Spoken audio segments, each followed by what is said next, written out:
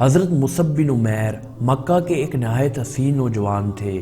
ان کے والدین ان سے نہایت شدید محبت رکھتے تھے، خصوصاً ان کی والدہ حناس بنت مالک نے مالدار ہونے کی وجہ سے اپنے لخت جگر کو نہایت ناز و نعم سے پالا تھا، چنانچہ وہ عمدہ سے عمدہ پوشاک اور لطیف سے لطیف خوشبو جو اس زمانہ میں میسر آ سکتی تھی استعمال فرماتے تھے۔ حضرت صلی اللہ علیہ وآلہ وسلم کبھی ان کا تذکرہ کرتے تو فرماتے، مکہ میں مصعب بن عمیر سے زیادہ کوئی حسین خوش پوشاک نہیں ہے۔ خدائے پاک نے حسن ظاہری سلامت ذوق کے ساتھ آئینہ دل کو بھی نہایت شفاف بنایا تھا۔ صرف ایک عکس کی دیر تھی کہ توحید کے دلربا خط و خال نے شرک سے پاک کر دیا اور آستانہ نبوت صلی اللہ علیہ وآلہ وسلم پر حاضر ہو کر ان کے شیدائیوں میں داخل ہو گئے۔ یہ وہ زمانہ تھا کہ حضرت صلی اللہ علیہ وآلہ وسلم ارقم بن ابی ارقم کے مکان میں پناہ گزین تھے اور مسلمانوں پر مکہ کی سرزمین تنگ ہو رہی تھی۔ اس پر حضرت مصعب بن عمیر نے ایک عرصہ تک اپنے اسلام کو پوشیدہ رکھا اور چھپ چھپ کر حضرت صلی اللہ علیہ وآلہ وسلم کی خدمت میں حاضر ہوتے رہے۔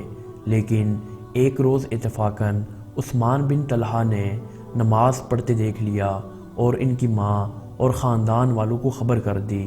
انہوں نے سنا تو محبت نفرت میں بدل گئی اور مجرم توحید کے لیے شرک کی عدالت نے قید تنہائی کا فیصلہ سنایا۔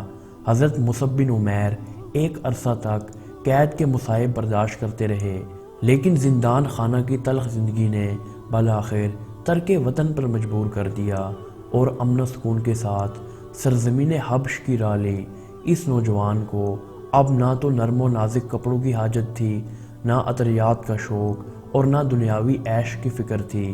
صرف جلوہ توحید کے ایک نظارہ نے تمام فانی ساز و سامان سے بے نیاز کر دیا۔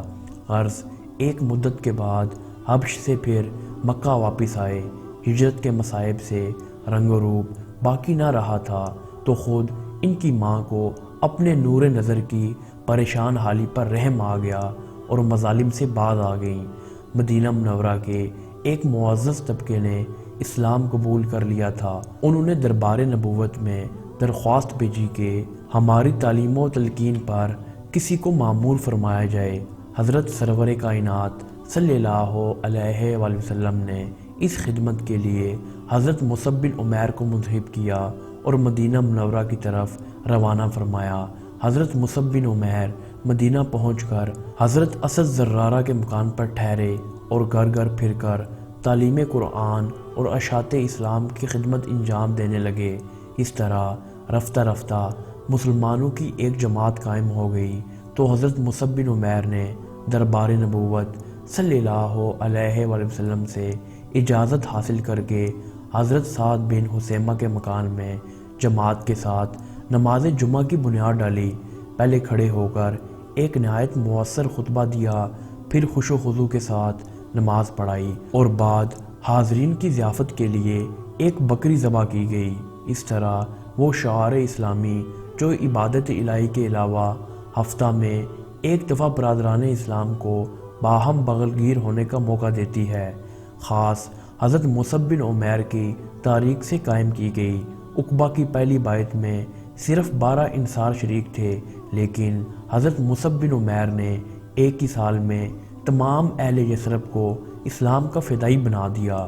چنانچہ دوسرے سال 73 مسلمانوں کی پرعظمت جماعت اپنی قوم کی طرف سے تجدید بیعت اور رسول اللہ صلی اللہ علیہ وآلہ وسلم کو مدینہ میں مدعو کرنے کے لیے روانہ ہوئی۔ ان کے معلم دین حضرت مصعب بن عمیر بھی ساتھ تھے۔ انہوں نے مکہ پہنچتے ہی سب سے پہلے آستانہ نبوت صلی اللہ علیہ وآلہ وسلم پر حاضر ہو کر اپنی حیرت انگیز کامیابی کی مفصل داستان عرض کی۔ حضرت صلی اللہ علیہ وآلہ وسلم نے نہایت دلچسپی کے ساتھ تمام واقعات سنے اور ان کی محنت و جانفشانی سے بے حد محظوظ ہوئے۔ حضرت مصعب بن عمیر نے مکہ آنے کے بعد ذی الحجہ، محرم اور صفر کے مہینے حضرت صلی اللہ علیہ وآلہ وسلم کی خدمت میں بسر کیے اور پہلی ربیع الاول کو سرور کائنات صلی اللہ علیہ وآلہ وسلم سے 12 دن پہلے مستقل طور پر ہجرت کر کے مدینہ کی راہ لی۔ 2 ہجری سے حق و باطل میں خون ریز مارکوں کا سلسلہ شروع ہوا۔ حضرت مصعب بن عمیر میدان فصاحت کی طرح مارکوں میں بھی نمایاں رہے۔ غزوہ بدر میں جماعت مہاجرین کا سب سے بڑا علم ان کے ہاتھ میں تھا۔ غزوہ احد میں بھی علم برداری کا شرف انہی کو ملا۔ اس جنگ میں ایک اتفاقی غلطی نے جب فتح و شکست کا پانسا پلٹ دیا اور فاتح مسلمان ناگہانی طور سے مغلوب ہو کر منتشر ہو گئے تو اس وقت بھی یہ علم بردار اسلام یکتا و تنہا مشرکین کے نرغہ میں ثابت قدم رہا۔ غرض اسی حالت میں مشرکین کے شہ سوار ابن کمیہ نے بڑھ کر تلوار کا وار کیا، جس سے دائنا ہاتھ شہید ہو گیا، لیکن بائیں ہاتھ نے فوراً علم کو پکڑ لیا۔ ابن کمیہ نے دوسرا وار کیا تو بایاں ہاتھ بھی شہید ہو گیا۔ اس وقت دونوں بازوؤں نے ہلکا کر کے علم کو سینہ سے چمٹا لیا۔ اس نے جھنجھلا کر تلوار پھینک دی اور زور سے نیزہ تاک کر مارا کہ اس کی نوک ٹوٹ کر سینہ میں رہ گئی اور اسلام کا سچا فدائی فرش خاک پر دائمی راحت کی نیند سو رہا تھا۔ لیکن اسلامی جہاں سرنگوں ہونے کے لیے نہیں آیا تھا۔ ان کے بھائی ابو الروم بن عمیر نے بڑھ کر اس کو سنبھالا اور آخری وقت تک شجاعانہ مدافعت کرتے رہے۔ لڑائی کے خاتمے پر حضرت صلی اللہ علیہ وآلہ وسلم حضرت مصعب بن عمیر کی لاش کے قریب کھڑے ہوئے اور فرمایا، مومنین میں سے چند آدمی ایسے ہیں جنہوں نے خدا سے جو عہد کیا تھا اس کو سچا کر دکھایا۔ میں نے تمہیں مکہ میں دیکھا تھا جہاں تمہارے جیسا حسین و خوش پوشاک کوئی نہ تھا، لیکن آج دیکھتا ہوں کہ تمہارے بال الجھے ہوئے ہیں اور جسم پر صرف ایک چادر ہے۔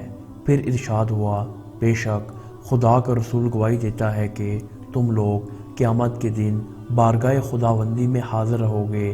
اس کے بعد غازیان دین کو حکم ہوا آخری زیارت کر کے سلام بھیجیں اور فرمایا، قسم ہے اس ذات کی جس کے ہاتھ میں میری جان ہے کہ روز قیامت تک جو کوئی ان پر سلام بھیجے گا وہ اس کا جواب دیں گے۔